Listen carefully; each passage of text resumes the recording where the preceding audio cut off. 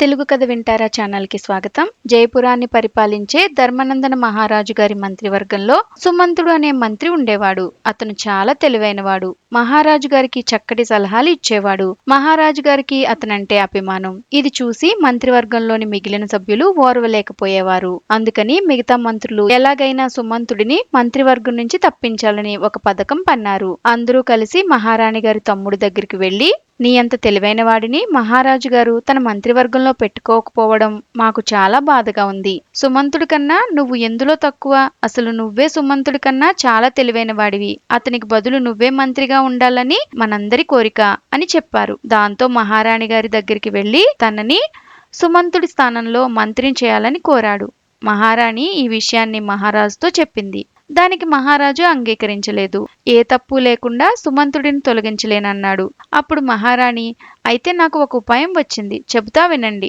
మీరు రేపు ఉద్యానవనంలో నాపై కోపంగా ఉన్నట్టు నటించండి. సుమంతుడితో నన్ను మీ దగ్గరికి పిలిపించుకుని క్షమాపణ చెప్పించమనండి. నేను రాకపోతే అతన్ని మంత్రివర్గం నుండి తొలగిస్తానని చెప్పండి. అతను ఎంత పిలిచినా నేను రాను. దీంతో అతన్ని తొలగించి మా తమ్ముణ్ణి అతని స్థానంలో నియమించవచ్చు అని ఒక కుటిల పథకం వేసింది. మహారాజుకి ఇది నచ్చకపోయినా మహారాణి మాటలు కాదనలేకపోయాడు. మరుసటి సాయంత్రం మహారాణి చెప్పినట్టుగానే చేస్తూ వెళ్లి మహారాణిని పిలుచుకునిరా, ఆమెతో నాకు క్షమాపణ చెప్పించు, లేకపోతే నీ మంత్రి పదవి పోతుంది అని కోపంగా చెప్పాడు. ఒక నమ్మకస్తుడి ద్వారా మహారాణి పథకం గురించి సుమంతుడికి తెలిసింది. సుమంతుడు మహారాణి దగ్గరికి వెళ్లి మహారాజు గారు పిలుచుకురమ్మన్నారని చెప్పకుండా కుశల ప్రశ్నలు అడగసాగాడు. కాసేపటికి ఆ నమ్మకస్తుడు వచ్చి సుమంతుడు చెవిలో ఏదో చెప్తున్నట్టు నటించాడు. సుమంతుడు ఆశ్చర్యం నటిస్తూ, అయ్యో అలాగా, మహారాణి గారు దుర్మార్గపు పనులు చెయ్యమన్నారని మహారాజు గారికి కోపం వచ్చిందా?